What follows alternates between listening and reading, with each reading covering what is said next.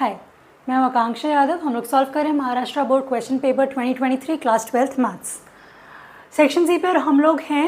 ये question number 23 है overall question paper का। सेक्शन सी जो 3 नंबर के सवाल है उसमें ये है 9th क्वेश्चन।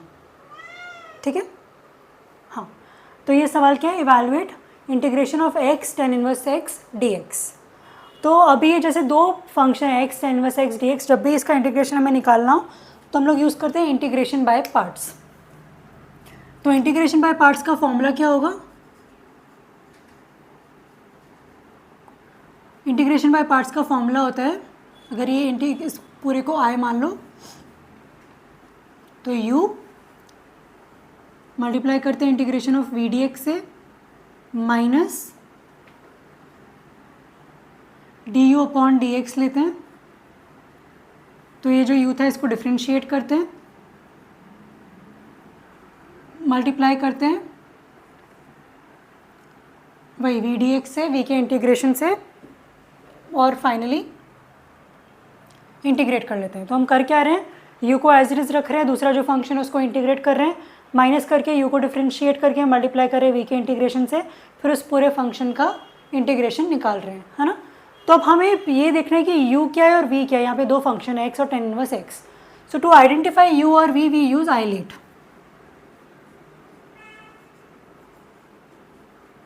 या कुछ लोग आजकल इसे लिएट भी बोलते हैं।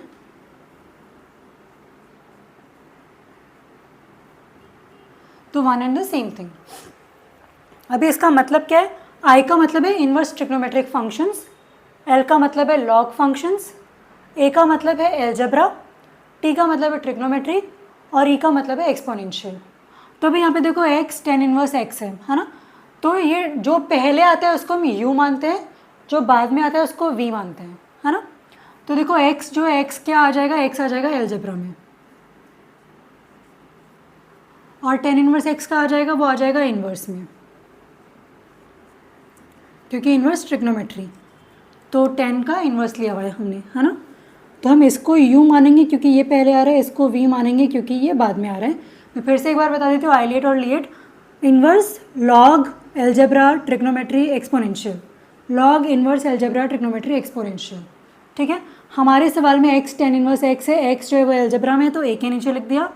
tan inverse x inverse trigonometry है तो उसको I के नीचे लिख दिया। जो पहले आएगा, जैसे आइलेट में जो भी पहले आएगा वो u होगा, जो बाद में आएगा वो v होगा। तो u इज इक्वल टू होगा tan inverse x, v is equal to होगा x। तो अब हम यहाँ पर लिख लेते हैं u इज इक्वल टू है tan inverse x, v is equal to है x। अब हमें किस किस की ज़रूरत है? u के साथ साथ हमें du अपॉन dx की भी ज़रूरत है। तो u अगर tan इनवर्स x है तो इसका डिफ्रेंशिएशन हमें करना है। du अपॉन dx कितना हो जाएगा? tan इनवर्स x है, उसका जो डिफ्रेंशिएशन होता है वो होता है 1 अपॉन एक्स स्क्वायर प्लस 1। तो u है tan inverse x, du upon dx आ गया 1 अपॉन एक्स स्क्वायर प्लस 1, क्योंकि tan इनवर्स x का डिफ्रेंशिएशन ये होता है। अभी v है x, हमें v की तो ज़रूरत नहीं है, v की इंटीग्रेशन की ज़रूरत है। तो v का इंटीग्रेशन करोगे तो वह x dx का इंटीग्रेशन होगा, वो आ जाएगा। और यहाँ पर कांस्टेंट हम यहाँ पर लगाएंगे, है ना। तो यहाँ पर हमें कांस्टेंट लगाने की ज़रूरत नहीं है, क्योंकि वो कांस्टेंट हम फाइनली यहाँ पर लगा रहे हैं। तो v का जो इंटीग्रेशन है वो आ गया एक्स स्क्वायर अपॉन 2, क्योंकि x का इंटीग्रेशन होता है एक्स स्क्वायर अपॉन 2। तो हमें किस किस की ज़रूरत पड़ने वाली है? हमें u की ज़रूरत पड़ने वाली है, du अपॉन dx की ज़रूरत पड़ने वाली है, और ये v dx की ज़रूरत पड़ने वाली है, इंटीग्रेशन ऑफ v dx, है ना। अब हमारे पास सारी चीज़ें आ चुकी हैं, हमें बस अब इंग्रेडिएंट्स हमारे पास सारे आ चुके हैं, हमें बस अब फॉर्मूले में अप्लाई करना है। तो फॉर्मूले में अप्लाई करना है तो पहले तो यहाँ पे ये सेक्शन बना दो। अभी देखो क्या है, तो x tan inverse x integration dx कितना हो जाएगा? u कितना है? tan inverse x। इसको मल्टीप्लाई कर रहे हैं v dx से, इंटीग्रेशन ऑफ v dx कितना है? X square upon 2। तो ये एक्स स्क्वायर अपॉन 2 मैं यहाँ लिख लेती हूँ, ठीक है। तो ये गया x square upon 2 into tan inverse x। अब क्या करना है? माइनस का साइन लगाना है, इंटीग्रेट। du अपॉन dx कितना है? 1/x² + 1।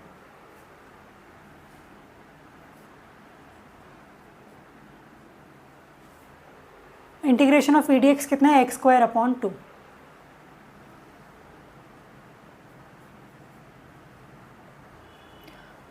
अब ये हो गया, ठीक है। अब इसके जो x इसको मैं आई मान के चलूँगी हमेशा। अभी x² और प्लस c के लास्ट में प्लस c हमें लगाना नहीं भूलना है। तो ये आई हो गया x²/2 tan−1x। इसका कुछ नहीं करना है, इसको बस ऐसे ही छोड़ देना है। अभी माइनस इसके साथ हम करेंगे तो ये जो 1/2 है इसको बाहर ले लेंगे, इसको करेंगे तो ये आ जाएगा x² + 1 dx + c। अब हमारे लिए क्या करना है, बाकी सारी चीज़ें तो हैं, हमें बस इसका इंटीग्रेशन करना है। तो ये देखो x² + 1 थोड़ा अजीब सा है। अगर मैं ऊपर +1 - 1 कर दूँ, है ना, तो 0 ही रहेगा, लेकिन x² + 1 हट जाएगा। तो हम क्या करेंगे, इसको ये हो गया -1/2 x² + 1 - 1। क्यों, क्योंकि ऊपर हमें x² ही रखना है। तो +1 - 1 0 हो गया। और +1 क्यों कर रहे हैं, क्योंकि नीचे हो रखा है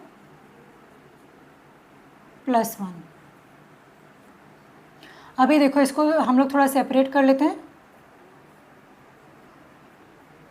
तो x² + 1/x² + 1 हो गया।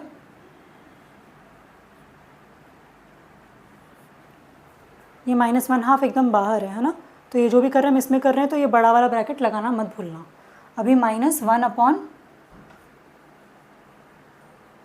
+ 1 इसका इंटीग्रेशन हम लोग कर रहे हैं। अभी x² + 1 कट के 1 हो जाएगा। 1 का इंटीग्रेशन कितना होता है, x।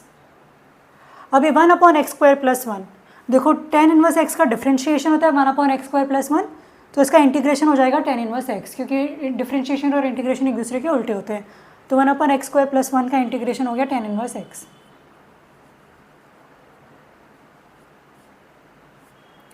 बाहर ये -1/2 है, और बाकी जो चीज़ें हैं वो एज इट इज़ रखो।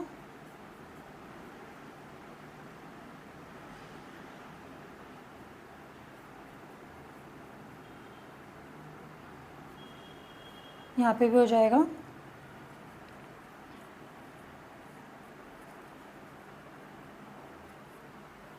x²/2 tan−1x -1/2 ब्रैकेट में x - tan−1x + c। ये +c आप एंड में लगा सकते हो। अब इसको चाहो तो जैसे जितना सिंप्लीफाई करना चाहो, जिस फॉर्मेट में लिखना चाहो लिख लो, बट हमारा आंसर आ चुका है।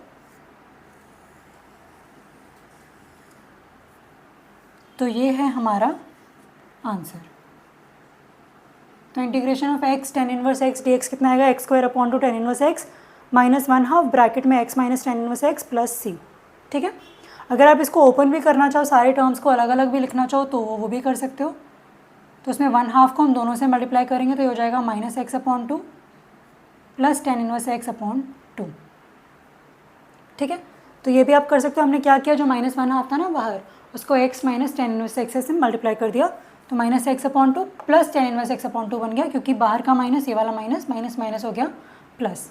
तो ये वाले फॉर्मेट में भी आप ये आंसर लिख सकते हो, कोई ज़्यादा फर्क पड़ेगा नहीं। ठीक है। तो ये आइलेट या लेट, और ये आपको ध्यान रखना है, और ये वाला फॉर्मूला आपको याद रखना है। इसको बोलते हैं इंटीग्रेशन बाय पार्ट्स।